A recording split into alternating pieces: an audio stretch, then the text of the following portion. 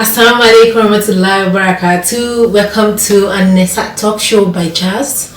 Today we have quite interesting things to say and to learn about. But before we go on, I really want to apologize to everyone that watches this show that we're really sorry because we took so long to come up with what to do with episode 3 of An-Nisa Talk Show. And also, I want to ask you something. Hope you're abiding with the rules and regulations of wherever you are. Hope you're using your hand sanitizer. Hope you're using your face mask everywhere you go. Please try and abide by the rules and regulations. May Allah keep guiding us and guiding us. So today on An-Nisa Talk Show, we're having our brother Hujatullah Olawale Suenu, who is going to talk to us about women's right in the household. This is quite interesting episode because I love it so much and I cannot count the amount of time I watched and I rewatched this episode. So stay tuned to enjoy An-Nisa Talk Show episode 3. أعوذ بالله من الشيطان الرجيم بسم الله الرحمن الرحيم الحمد لله وكفى والصلاة والسلام على نبينا الهدى المصطفى فإن أصدق الكلام كلام الله وخير الهدي هدي سيدنا محمد صلى الله عليه وسلم وشر الأمور محدثاتها وكل محدثة بدعة وكل بدعة ضلالة وكل ضلالة في النار فليعوذ بالله من شر ذلك. السلام عليكم ورحمة الله وبركاته. This is An-Nisa Talk Show and I am Hujatullah Olawale Suenu. I am asked to give share a bit of my knowledge on a topic, women's rights in Islam. So inshallah I will be giving a bit of little bit of what I know by special grace of God. Firstly, I will want to thank my sister Zulfa for having me on this program, and I pray that Allah bless her work and guide her right. It's really what she has been doing for the past few months has been really encouraging. Firstly, talking about the women's rights in Islam, it is a very, very wide topic that many of our clerics used to shy away from. There are so many things packed into it, and I see no reason why they should be concealing these things. I think maybe because we're Africans, I'm not sure about that, or maybe because of their ego, I'm not sure about that as well. But it is important for us to start treating these topics, for our women to know that they have been liberated since the emergence of the Prophet sallallahu alaihi wasallam. So I am going to quote the ayah of the Quran in Surah Al-Ahzab, firstly, I think verse 35, that says, "Innal muslimin wal muslimat wal mu'minin wal mu'minat wal qanitin wal qanitat," till the end of the verse that said, "A'addallahu lahum maghfiratan wa ajran azima," that for the Muslim men and women, for the men and women who believe, for the men and women who give sadaqat, for the men and women who fear Allah and this and that. So Allah was directing all his messages to men and women. For every man, every male gender, he called upon the female gender as well, equally. And he said, "Allahu lahum maghfiratan wa ajrun azima," that to you I'm going to give you forgiveness from me, wa ajrun azima, and also a great reward from me. So in terms of spirituality, we are equal. Allah is going to judge us equally. And another verse of the Quran in Surah An-Nisa, I think in verse 32, that was saying, لِلْرِجَالِ نَصِيبٌ مِمَّا اكْتَسَبُوا وَلِنِسَاءِ نَصِيبٌ مِمَّا اكْتَسَبْنَا. That's لِلْرِجَالِ نَصِيبٌ مِمَّا اكْتَسَبُوا, that men are going to have a fair share of their reward. وَلِنِسَاءِ نَصِيبٌ مِمَّا اكْتَسَبْنَا, and female are going to have a fair share of their reward as well. So we should understand that we have equal rights when it comes to spirituality. When it comes to economic rights, we have equal rights. When it comes to legal rights, we have equal rights. Well, when it comes to political rights, we have equal rights, educational rights as well, and also social rights and numerous activities as well that has to do with us on the surface of the earth. Now,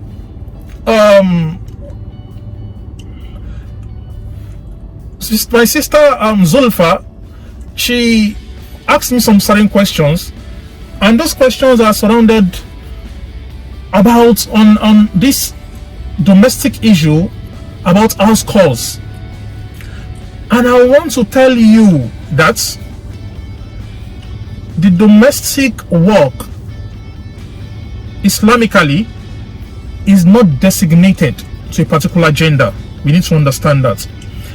Even though majority of the scholars, many scholars, they have difference of opinion in it, but I can hold on to the scholars like Imam Malik, Imam Shafi, Imam Abu Hanifa, that's what they came to the submission that female are not designated to be the domestic workers in the house. Everyone has to be responsible. Everyone has to be responsible. If we have women who are doing house calls in the house, who are washing, who are cleaning, who are taking care of the children, we should see it as a favor and as a privilege, not a right. It is a favor, it is a privilege, and not a right. I'm going to tell you about a scenario that happened during the time of Umar ibn al-Khattab radiallahu anhu. One of the Muslims came to meet, he wanted to report his wife to Umar ibn al-Khattab, so he went straight to Umar's house. On getting to Umar's house, he found out that exactly what he wanted to report about his wife was what Umar's wife was doing to him at home too. The man wanted to complain to Umar radiallahu anhu that his wife used to rant at him and disrespect him, used to nag at him at home. So on getting to Umar's house, he found out that Umar's wife as well was nagging seriously at Umar. So on getting to the doorstep, he just noticed this and he decided to take a step back, that that means we are having the same problem, I can't come to report my wife to Umar. Umar radiallahu anhu, he had the footstep and he just opened the door immediately. I was like, oh man, what are you looking for? What are you looking for? So the man told him that I have come to report my wife to you that she disrespects me and nag at me, but on me getting to your doorstep, I found out that we both share the same problem. So Umar told this man that my wife cooks for me, she washes my clothes, she cleans the house and takes care of our children. That is that not enough for me to overlook whatever she's doing, whatever her excesses are? This woman, she has saved me from the expense of getting a washman, of getting a cook, hiring a cook, and also hiring a nanny or a nurse. So it is enough for me to overlook her excesses, because she is not obliged to do all this work. So Umar explained this to this man, and the man went back to his home. And this is a very, very great lesson from us. This is Umar, by the way. Umar that is very, very fearless and one of the most fearful person across the Arabian Peninsula during that time, and across the Muslim world during that time. So that is one scenario. Another thing I want to talk about is that in Africa, or where we come from, a lot of mistake has been happening from generations to generation that needs to stop. We need to change the narrative. Unfortunately, the focus is always basically on the female child instead of both the female child or the male child.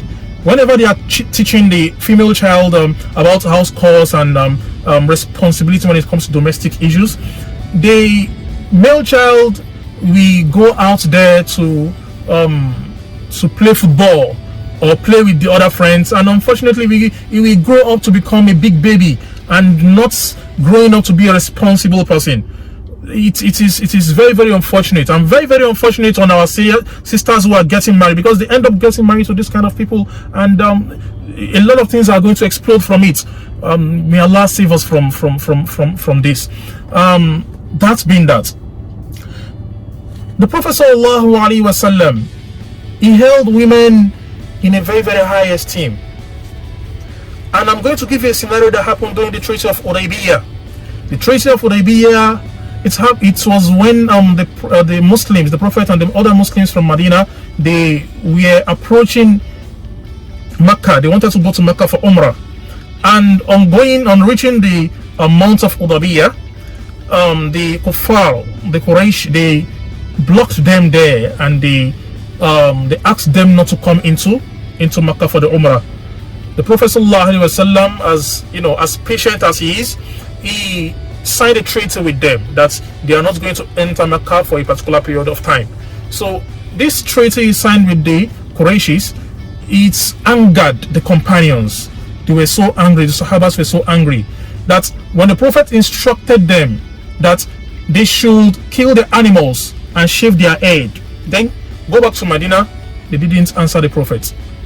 The Prophet ﷺ told them this, instructed them 3 times, and they refused to answer the Prophet.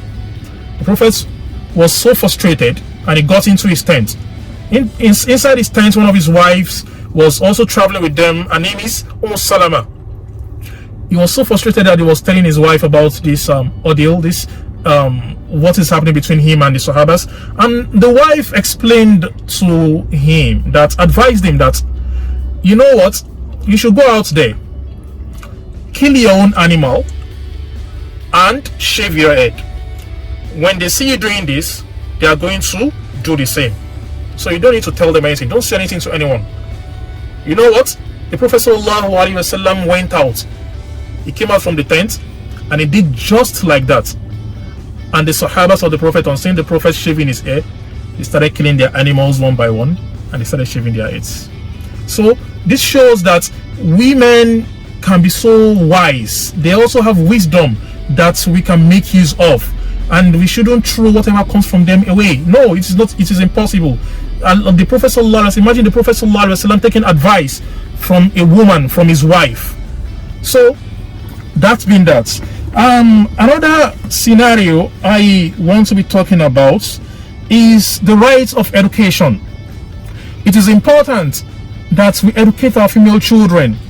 It is so rampant across our world, especially in Africa, where the female gender are just growing to see the rights of education. It is very, very impossible and unfortunate. Islam has already liberated us a long time ago, and let me tell you, most of those scholars we see, those imams that we follow, many of them, they had direct impacts from their mothers. They had direct impacts from their mothers. Imam Malik, Imam Shafi, Imam Abu Hanifa. In fact, some of them, their mothers are even scholars, that they learned the recitation of the Quran and the memorization of the Quran from their mother's lap. So we should know that it is important for us to educate the female child. Like one sha'ir that said, Al-Ummu madrasatun iza a'adatta sha'ban tayyib al-a'raki. That's Al-Ummu madrasatun. A mother is a school. Iza a'adattaha. If you educate her, if you train her, a'adatta sha'ban tayyib al-a'raki, that you have succeeded in educating a whole nation. So it is very, very important to educate a female child, because they are going to grow up to be a mother, and they are going to be the one to teach the children.